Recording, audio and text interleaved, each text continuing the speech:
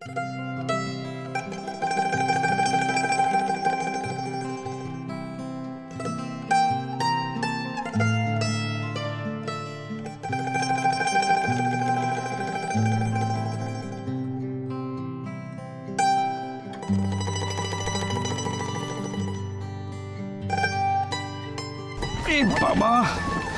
আমার কোমরটা না পুরো গেল একেবারে।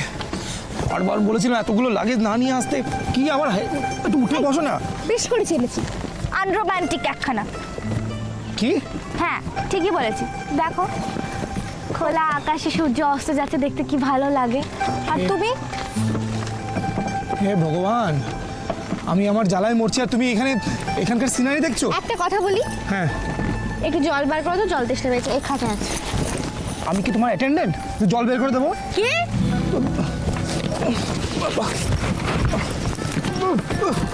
আরে ব্যাগগুলো ধরো না। তার বাবা অদ্ভুত একটা। সত্যি মানে কাকে দিয়েছে? রাজার পা। কানা হলো নাইট গার্ড। আমি কানা? হ্যাঁ কানাও তো কি, একটা ব্যাগও ঠিক করে ধরে রাখতে পারো না, কানা না তো কি বলবো। একদম বাজে কথা বলবে না তুমি। এই ভারী ভারী ব্যাগগুলো একবার নিজে ধরে বসো না, দেখবো মাথা ঠিক থাকে কিনা। বাবা গো, সেটা তো তুমি তোমার ডিউটি পালন করছো। ডিউটি? এই ব্যাগগুলো বয়ে আনার ডিউটি? বারবার বলেছিলাম যে গ্রামের ভেতরে এত ভেতরে গাড়ি যায় না। তুমি কার ভরসায় এতগুলো লাগেজ নিয়ে এসছো? কেন তোমার ভরসা? আমার ভরসায়? তুমি আমার ভরসায় এতগুলো লাগেজ নিয়ে এসছো তুমি? আরে বাবা হ্যাঁ, কি অদ্ভুত। হাজবেন্ড থাকার শখ, হাজবেন্ড সাথে শখও রয়েছে, আবার বউয়ের লাগেজও বইবে না, তা কখনো হয়? কষ্ট করো, একটা দিন একটু কষ্ট করো। কাগজে সই করলেই যে বিয়ে হয় না সেটা আমি আজকে হাড়ে হাড়ে বুঝতে পারছি। কি করছো নাকি? আবার আইডিয়া কি? আমি এখন একটা শায়রি বলতে চাই। শায়রি? শায়রি মানেটা হলো আমি একটা শায়রি বলতে চাই। আমি তো বলবো। আর হ্যাঁ প্লিজ মেঘলা প্লিজ। কি করছো প্লিজ? আমি শুনতে চাই না তোমার শায়রি। শুনতে তো তোমাকে হবেই। তখন থেকে করছো তুমি কানের কাছে ভ্যান ভ্যান। গুড। তখন থেকে করছো তুমি কানের কাছে ভ্যান ভ্যান। সেই আগে আমার মাথায় এলো নতুন একটা প্ল্যান। কি প্ল্যান? সরি স্যার, চাপ হাস বলতে পারবো না এক্ষুনি। Very funny. এক্ষুনি ফানি? বাহ, এই বলে না সৎসঙ্গে স্বর্গবাস। তুমি আমার সঙ্গে থেকে থেকে কি সুন্দর কবি হয়ে গেছে দেখো। আমি কবি? কই আমার দাড়ি ফাড়ি তো নেই। আচ্ছা অল্প অল্প। ও অল্প।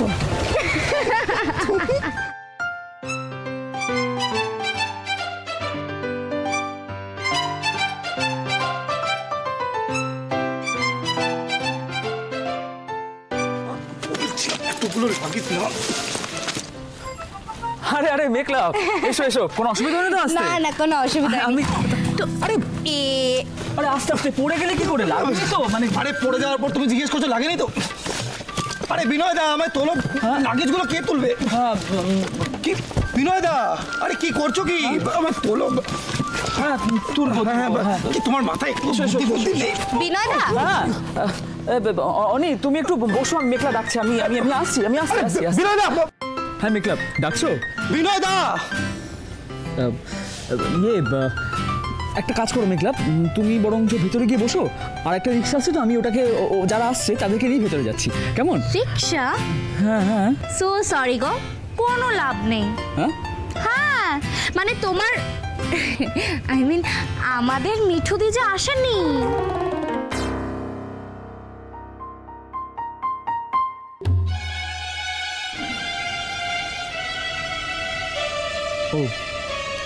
আরে বিনয় দা, আমায় তোলো। কি আর করা যাবে, যাই তোমাদের লাগেছি তুলে গিয়ে। হ্যাঁ বেচারা, সব আশা একবারে জল পড়ে গেল।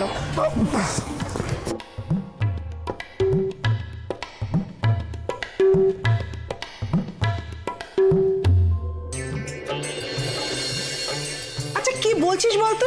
দিদি শুনেছ ওদের কথা শুনেছো, পাগলদের কথা? আরে অদ্ভুত, পাগলদের কথা হতে যাবে কেন? দেখো দেখো দেখো, শোনো, ব্যাপারটা বোঝো। সেটা হচ্ছে যে মিঠুদি তো প্রথম থেকেই ওখানে যায় বলে লাফাচ্ছে, তাই না? আর আমি ভাবলাম যে ঠিক আছে, একা একা যাবে, তার থেকে আমি সাথে করে নিয়ে যাই আর কি। হ্যাঁ, তো মিঠু তো আজ বলেনি যে সে বিয়ে বাড়ি যেতে চায়। সে তো কবে থেকে লাফালাফি করছে। অনি আর মেঘলার সঙ্গে পাঠালে ক্ষতিটা কি হতো? আরে বড় মামি, আমি যদি ওদের সাথে চলেই যেতাম তাহলে ওদের সারপ্রাইজটা দেবো কি করে? কি? না না, তুমি অত কিছু বুঝবে না। তুমি শুধু এটুকু জেনে রাখো যে আমরা কাল সকাল সকাল ওখানে গিয়ে অনি আর মেঘলাকে পুরো চমকে দেবো। এই বান্টি, আমিও যাই না তোমাদের সঙ্গে? হ্যাঁ, যাবে যাবে, চল চল। কি? একদম না, তুই কোথাও যাবি না। কিরম কেন করছো কাকিমণি? না, না। কত মজা হবে গেলে। প্লিজ এরকম করো না, যেতে দাও না, না না না না। তুমি কি করে এই অবস্থায় বাইরে যেতে চাইছো? না দিদি, আমি বলছিলাম কি, তুই চুপ কর ছোট।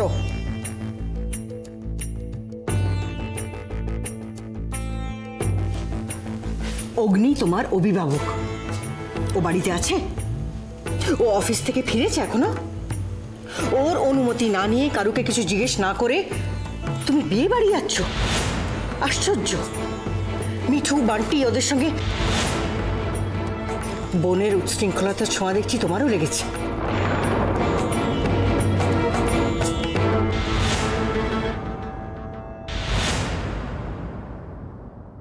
কি হয়েছে? তোমরা সবাই গম্ভীর কেন?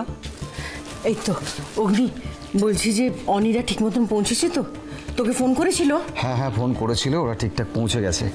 আর ওই মেঘলাকে তো তুমি জানোই, মেঘলা খুব মজা করছে আর সবার সাথে মিশে গেছে।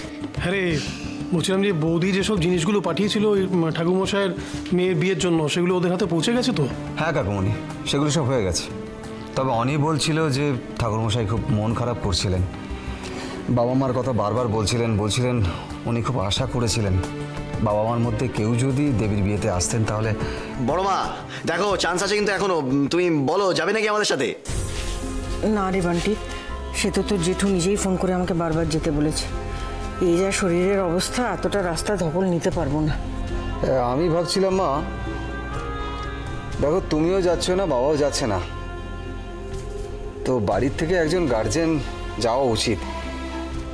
কাকুমণি যদি এই না রে অগ্নি, মানে দেখ, দাদা নেই, মানে পাবলিকেশনের পুরো ব্যাপারটা না এখন আমাকে সামলাতে হচ্ছে। তার মধ্যে সামনে বই মেলা, বুঝতেই তো পারছিস, কাজের এখন খুব চাপ। মানে আমার পক্ষে যাওয়াটা খুব। আমি বলছি কি অগ্নি, তুই বরঞ্চ যা না। তুই তো বাড়ির বড় ছেলে, তুই গিয়ে দাঁড়ালে পুরুত মশাই বল ভরসা দুটোই পাবে। কি দিদি, আমি ঠিক কথা বলছি না? সেটা তো হতেই পারে, বান্টিদের সঙ্গে অগ্নি তো একসাথে যেতেই পারে। হ্যাঁ বড় মা, তাহলে বৌদিকেও যেতে দাও না, যাক আমাদের সাথে। হ্যাঁ হ্যাঁ হ্যাঁ, বড় মামি, দেখো না, দাদা শুনে যখন যাচ্ছে তখন তো বৌদি এখানে একা রয়ে যাবে। ও যাক, প্লিজ প্লিজ, যাক না বড় মামি, আমি কি এখনো বলেছি যে আমি যাব? বলেছি? অদ্ভুত তো, আমি যাব কি না যাব আমাকে জিজ্ঞেস করার দরকার নেই। তোমরা নিজেরাই ঠিক করে নিলে আমার অফিসে কোনো কাজ নেই, তোমাদের সঙ্গে বিয়ে বাড়ি চলে যাই। না মানে দাদা ভাই, বান্টি প্লিজ প্লিজ, তোর অনেকক্ষণ ধরে জেদ করছিস, একই কথা বলে চলেছিস।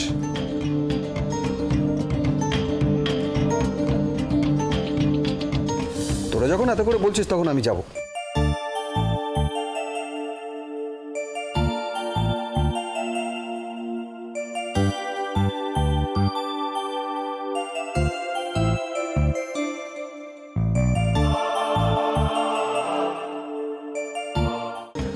না মানে দাদা ভাই, বান্টি প্লিজ প্লিজ, তোর অনেকক্ষণ ধরে জেদ করছিস, একই কথা বলে চলেছিস।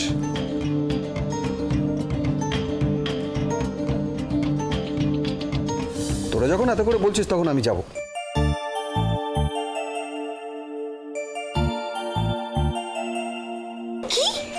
ইয়েস, আমি যাব। হ্যাঁ আমি জানি আমার অফিসে প্রচুর কাজের চাপ, তবুও তোরা যখন এত করে বলছিস তখন যাব। কি হলো, তুমি দাঁড়িয়ে রইলে কেন? আরে তাড়াতাড়ি যাও, রেডি হও, বেরোবো তো।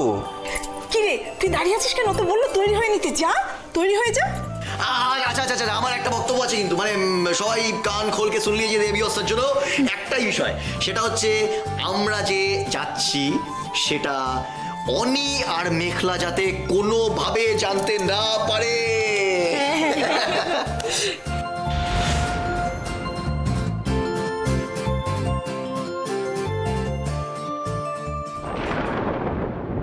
কতদিন আর কতদিন এভাবে মা বাবাকে না জানিয়ে থাকবে বলো তো? জুই, তুমি কিছুতেই ব্যাপারটা বুঝতে পারছো না। পারছি, আমি বুঝতে পারছি, কারণ আমিও একটা মা। আর যদি আমার ছেলে মেয়েরা এভাবে আমাকে না জানিয়ে থাকতো, আমিও তো মেনে নিতাম না। I am sorry to say, baby জন্মের পর থেকে কাঁদেনি।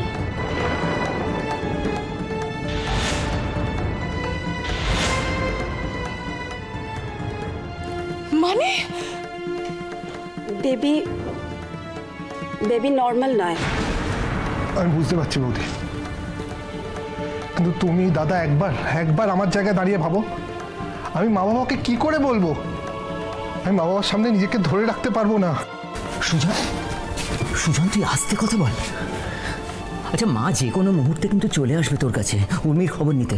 তখন তোকে এভাবে কাঁদতে দেখলে গোটা ব্যাপারটা মাকে বলা ছাড়া কিন্তু কোনো উপায় থাকবে না। আমি আর পারছি না দাদা, আর পারছি না। প্রত্যেক কটা মুহূর্ত মনে হচ্ছে ভাগ্যের চাবুক আমাকে মেরে চলেছে। আস্তে। আর আমার হেমনই কপাল, মুখ বুঝে সেটাকে চুপচাপ সহ্য করতে হচ্ছে। এভাবে বলো না সুজন, এখনো মাথার উপর মা বাবা আছেন, ওনাদের আশীর্বাদে। কি বলছো বৌদি? কেন ওরা আমায় আশীর্বাদ করবে? কেন? আমি মা বাবাকে কত কষ্ট দিয়েছি বলো তো, কত কষ্ট দিয়েছি। দুটো মানুষকে আমি আলাদা করেছি, এই সংসারটাকে আমার জন্য আলাদা হতে হয়েছে। কেন আশীর্বাদ করলো ওরা আমায়?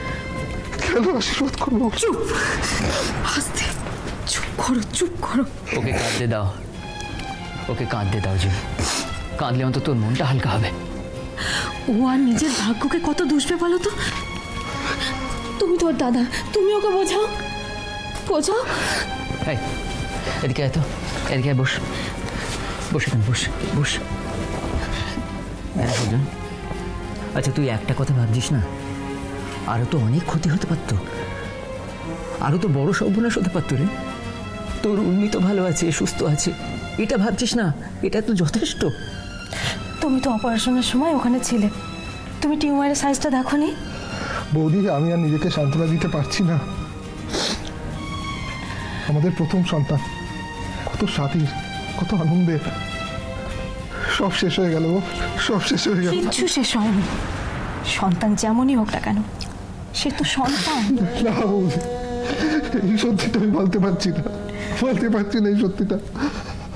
আমার অনেক স্বপ্ন ছিল, সাথ ছিল যে আমাদের সন্তান আর 5টা সন্তানের মতো সুস্থ হবে, স্বাভাবিক হবে, কিন্তু হলো না বৌদি, হলো না। এর থেকে আমার সন্তান না হলেই ভালো হতো।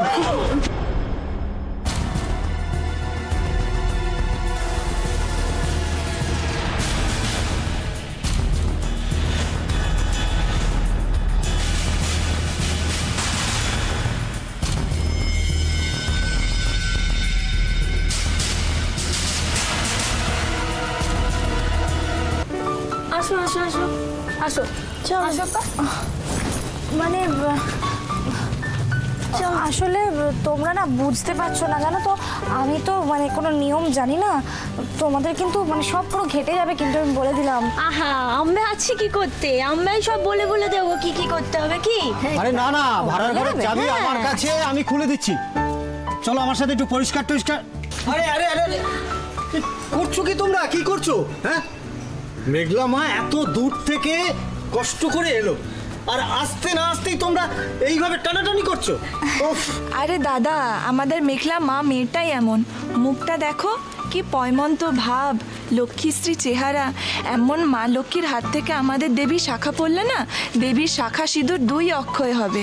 তাই তো ওকে নিয়ে যাচ্ছি। এসো চলো, দেবীকে শাখা পরাবে চলো। আমি এমন ভাগ্য কি আর আমার দেবী মার হবে? মেঘলা মা কত বড় বাড়ির বউ, ভগবানের আশীর্বাদ ওর মাথার ওপরে না থাকলে কি অনির মতো ভোলা মহেশ্বরের স্ত্রী হওয়া যায়? তবু তোমরা ওকে জোর করো না। ওর যদি ক্লান্ত মনে হয়, ইচ্ছে না করে, তাহলে ওকে একটু বিশ্রামই করতে দাও না। সত্যিই তো, দেবীর বিয়েতে এরম মা লক্ষ্মীর পা পড়েছে, তাই অনেক। আজ বরং থাক, ওকে আর কিছু করতে হবে না, তুমি বিশ্রাম নাও। কেন করব না?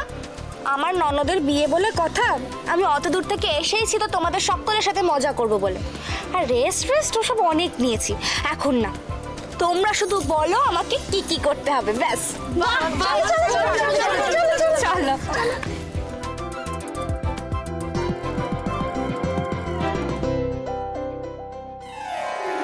বৌদি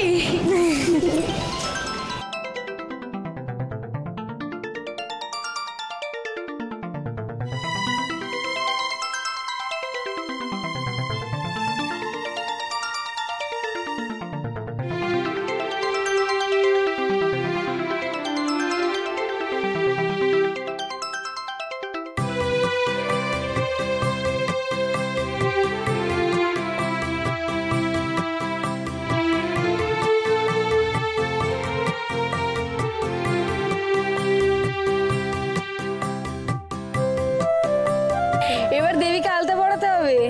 তুমি আমায় দাও, আমি আজ দেবীকে আলতা পরাবো। না না বৌদি, তুমি ছাড়ো। তোমাকে চুপ, আমি না তোমার বৌদি?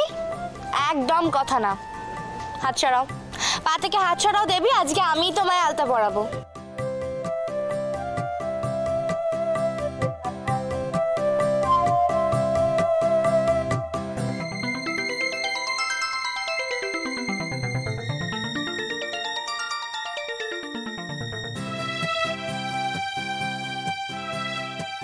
কেমন যত্ন করে দেবীকে আলতা পরাচ্ছে দেখো, বোঝাই যায় না ও আজকের যুগের মেয়ে।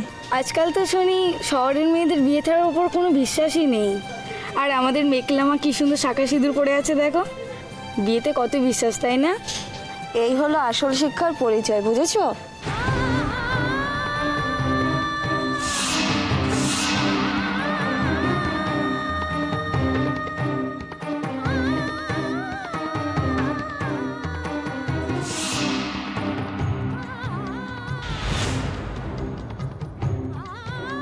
প্রজাপতি ব্রহ্মাকে সাক্ষী রেখে বেদ মন্ত্র পড়ে সিঁদুর পরানো হয়, গাঢ়বন্ধন করানো হয়, তাকে তুই অনায়াসে মুছে ফেলবি? এত সহজ নয় মেঘলা, এত সহজ নয়। এই সম্পর্কের ভিত খুব মজবুত, এখন বুঝবে না? যখন একটা মানুষ তোমার সারা জীবনের দায়িত্ব নেওয়ার শপথ নেবে, যখন তোমার সিঁথি ভর্তি করে সিঁদুর পরিয়ে দেবে, তখন বুঝতে পারবে এই সম্পর্কের জোর কতখানি। চাইলেই এই সম্পর্কটাকে অস্বীকার করা যায় না। সমাজ কি বললো না বললো তার থেকেও বেশি দরকারি হয় নিজের ভালোবাসা। বেদ মন্ত্র পাঠ করে বিয়েতে গাঁটছড়া বাঁধা হয়, সেই গাঁটছড়ার বন্ধন অনেক বেশি, অনেক জোরদার। সেটা অত সহজে খুলে ফেলা যায় না। এই সিঁদুর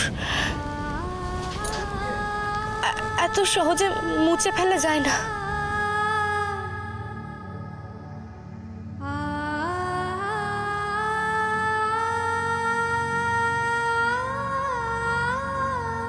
মেঘলা বিয়ে নিয়ে এত কথা ভাবে, এই ফিলিংসগুলো তো ও আমার সাথে কোনোদিনও শেয়ার করেনি। আমি তো জানতাম ও। আর একটা কথা ঠাম্মি, অনির ভবিষ্যতের সঙ্গে আমি আমার ভবিষ্যৎ কিছুতেই জোড়া লাগাতে পারবো না। হ্যাঁ, অনিকে বিয়ে করলেও আমার পক্ষে ওর সঙ্গে এক ছাদের তলায় থাকা জাস্ট ইম্পসিবল।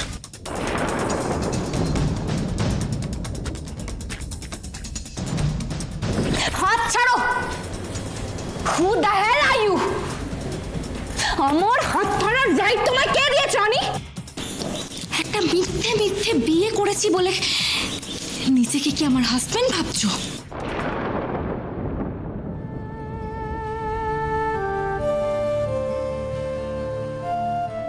কেন আমাকে এইভাবে পাজল করে দেয়?